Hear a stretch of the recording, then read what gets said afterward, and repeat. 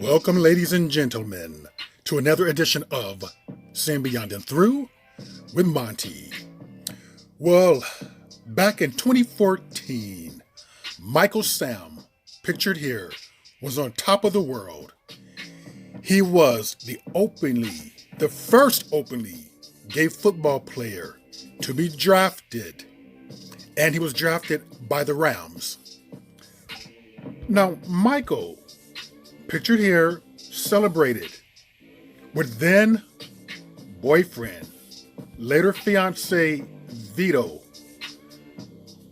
a commission. And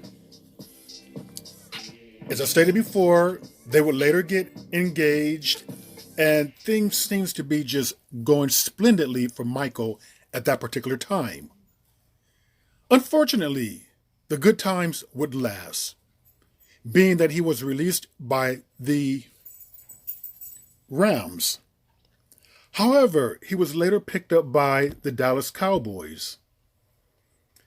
But that didn't last neither. And after that, being released by the Cowboys, Michael's life took an unfortunate turn of bad luck. See, Michael soon found himself out of a job. And he has written how his life has spiraled out of control. He got into the LA seductive midlife scene where he drank hard drugs, did cocaine. He said he had many associates but very few friends. So basically, in the fall of 2016, he moved back to Dallas. He was a broken man. He became increasingly depressed and drank even more. He stayed with Vito, and he had some hopes of possibly rekindling the romance. But it was not to be. Eventually, Michael moved into a one-bedroom apartment, and what he did was that he reached out to the very communities, the Lgbtq community, that heralded him as a hero, that championed him as the first out, open Lgbtq, and I guess plus now, and I now also, football player.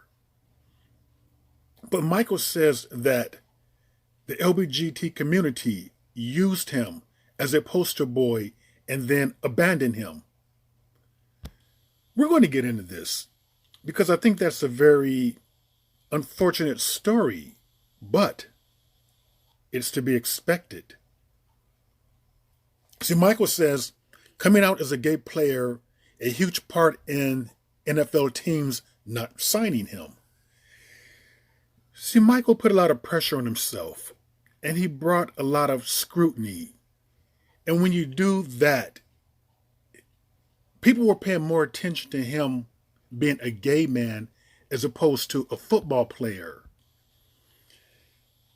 And I want to point out something to you as to why did Michael come out, or who encouraged Michael to come out. But Michael pretty much says it all right here. Vito was really the person who showed me I had to do it. I wanted us to be comfortable. So there you have it.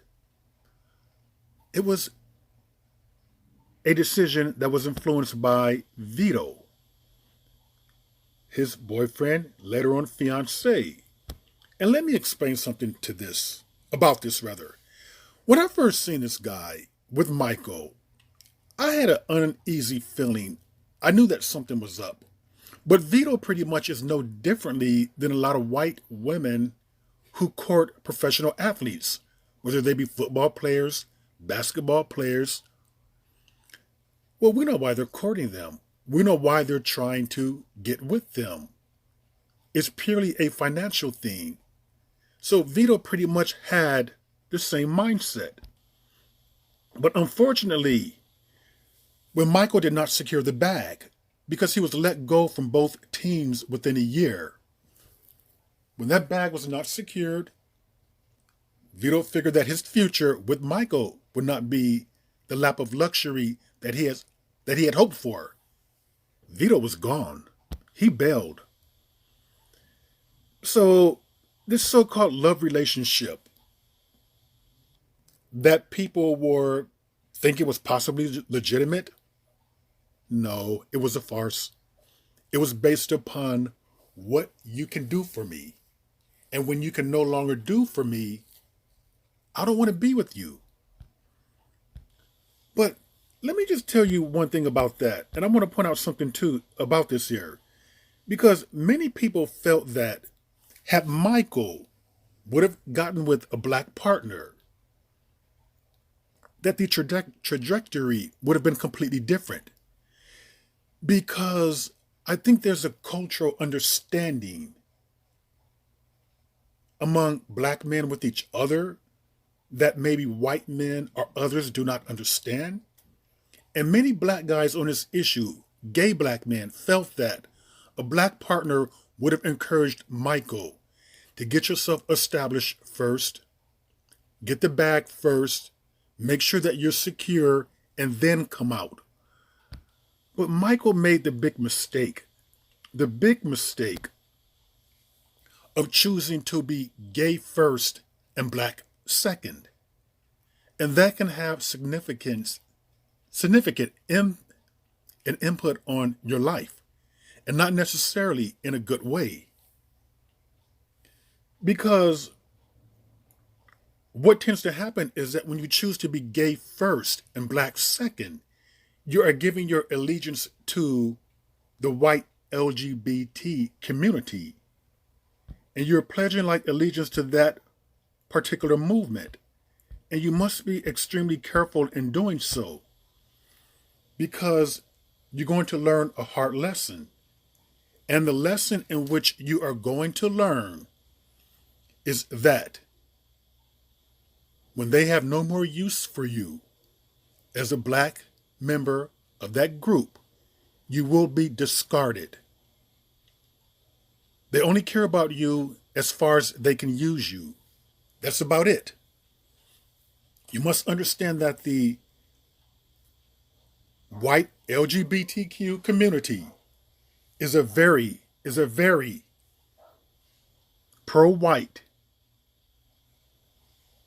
It's almost like white LGBTQ people to the front of the line first, all others after that.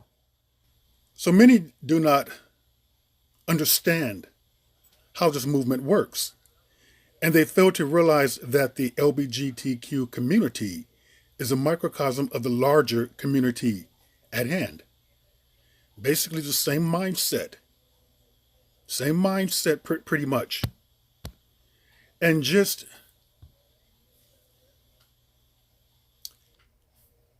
a difference would be who they choose sexually and their sexuality. And the LGBTQ community does not support black love. It does not support same-gender loving couples who are not white.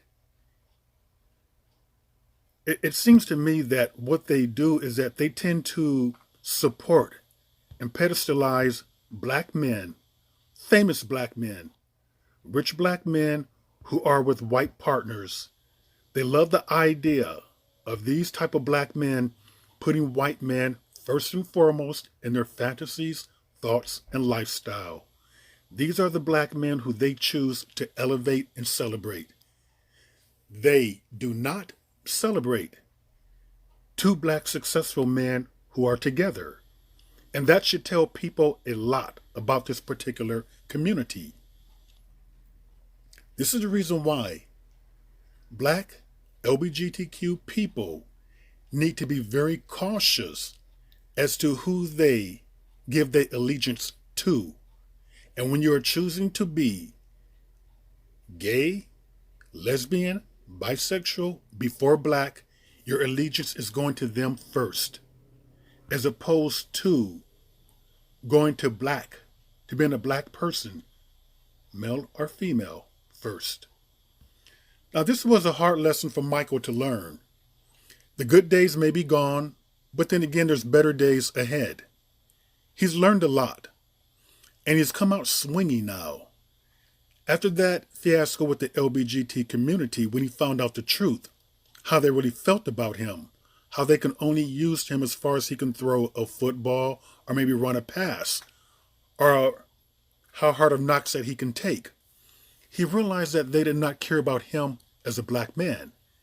And he came out and stated that he has felt more racism within the LGBTQ community than what he's felt homophobia in the black community. And I can attest to that. That is so true. This is the reason why I give no allegiance to the LGBTQ community. Black first, gay second. Black will always be first and foremost.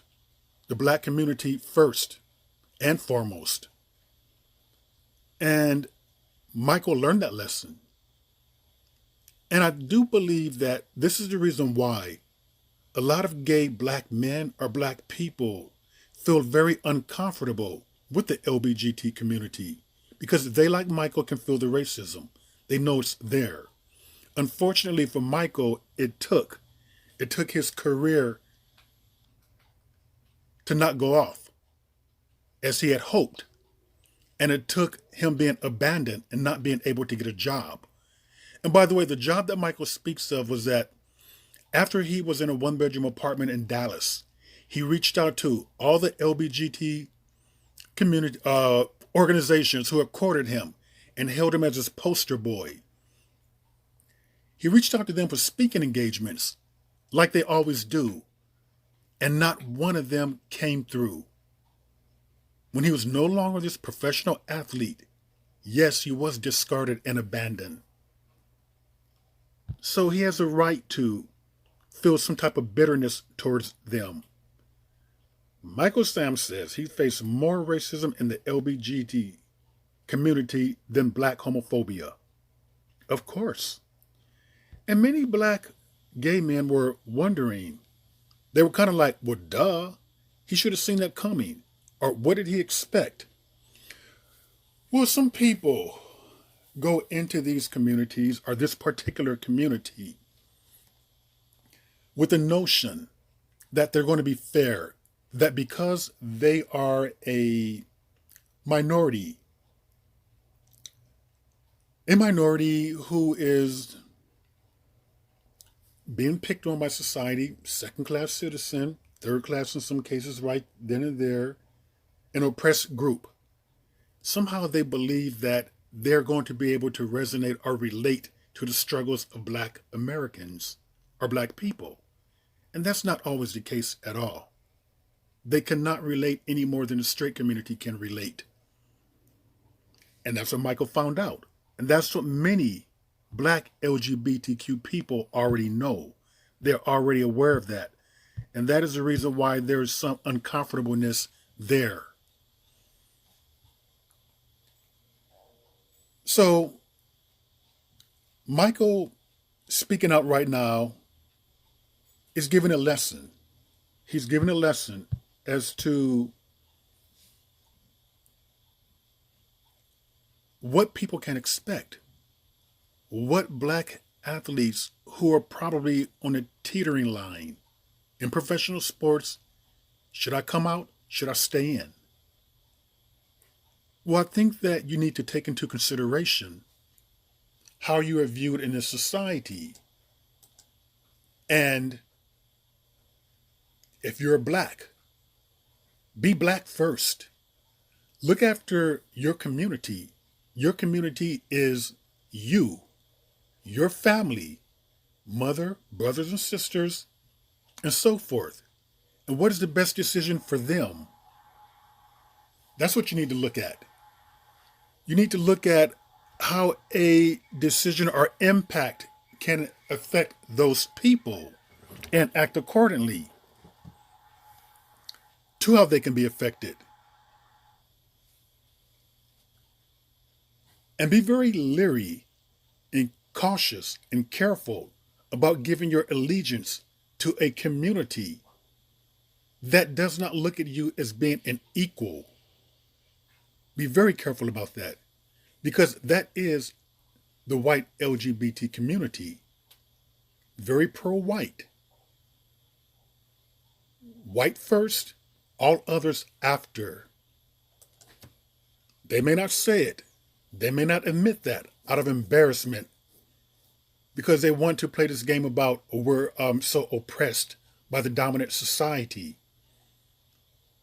But they turned a blind eye to how they oppress people of color within their own community. And with that, ladies and gentlemen, that is another edition of Seeing Beyond and Through with Monty, and I will see you all beyond and through.